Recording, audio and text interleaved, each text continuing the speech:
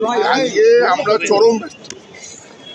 আমরা চরম ব্যর্থ কারণ আজকে আমরা রেফারি কিনতে পারি তাই জন্য একদম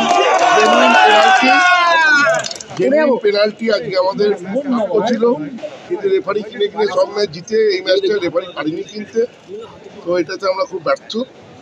যাই হোক, রেফারি না কিনেও যদি 3 বলে যে জেতা যায় সেটা আজকে আমরা প্রমাণ করলাম।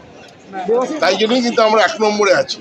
দেবাশিস দা, বিপক্ষ ক্লাবে মেসিকে নিয়ে এসে পড়ে যাবো। এই পাঞ্জাবে মেসি এসছে না বিপক্ষ ক্লাব মানে আমার বিপক্ষ তো 1, 2, 3-এর মধ্যে কথা বলো। এ কি 11, 9, 10 এদের সঙ্গে বিপক্ষ হয় নাকি?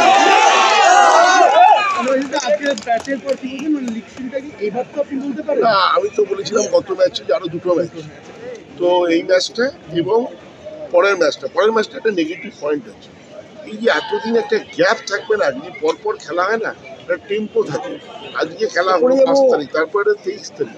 এতদিনের গ্যাপটা কিন্তু অনেক সময় ভালো হয়, প্লেয়াররা রেস্ট পাচ্ছে, কিন্তু অনেক সময় টেম্পোরাও নষ্ট হয়। তো সেই জন্য আমাদের প্লেয়াররা এতটাই ম্যাচিওর, আশা করি আমি এই পরের ম্যাচও ওরা বার করতে পারবে। শক্ত ম্যাচ উড়িষ্যা দীপেন্দু, আমি আগের দিন বলেছি অসাধারণ খেলছে। আমি আগের দিন বলেছি, আজকে আবার প্রমাণ করলো। দীপেন্দু আজকে নিয়ে 6টা না 7টা ম্যাচ খেললো, তার মধ্যে 5টা ম্যাচ ক্লিন শিট হয়েছে। তুমি যে স্ট্যাটিস্টিক্স দেখো, 7টা ম্যাচ খেলেছে, 5টা ক্লিন শিট।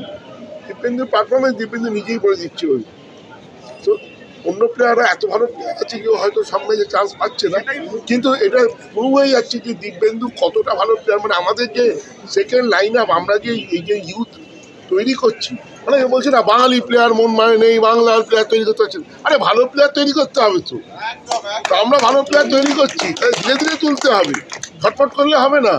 আমরা ধীরে ধীরে ঠিক বাংলার প্লেয়ার নিয়ে আসবো। ধন্যবাদ।